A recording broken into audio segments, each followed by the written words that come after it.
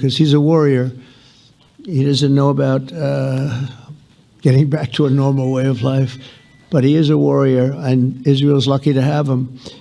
But now the people want to get back to peace. They want to get back to normalization in a true sense. Several countries have foolishly recognized the Palestinian state. As you know, some of our European friends, allies, good people, but they're really, I think, doing that because they're very tired of what's going on for so many decades. They've been presidents and prime ministers for years, and during this time, having to do with the Middle East, all they're doing is talking about the same thing over and over. They want to see it get back.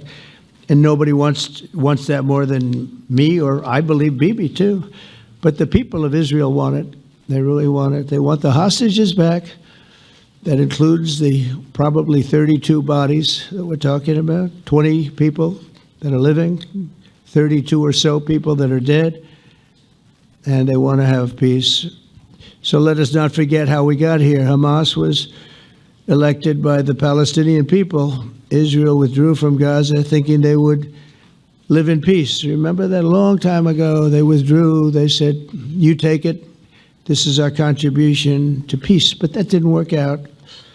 That didn't work out. It was the opposite of peace. They pulled away. They let them have it. And I never forgot that, because I said, that doesn't sound like a good deal to me.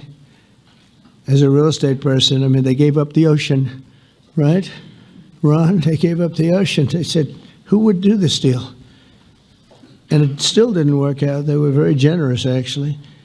And they gave up the most magnificent piece of land in many ways in the Middle East. And they said, all we want to do now is have peace. And that request was not honored. Instead of building a better life for the Palestinians, Hamas diverted resources to build over 400 miles of tunnels and terror infrastructure, rocket production facilities, and hid their military command posts and launch sites in hospitals, schools, and mosques. So if you went after them, you'd be after them, and you wouldn't even realize you ended up knocking out a hospital or school or a mosque. A terrible thing, terrible way to have to fight. No fight is good, but that's a real bad one. So there are many Palestinians who wish to live in peace. Many. I've seen so many of them.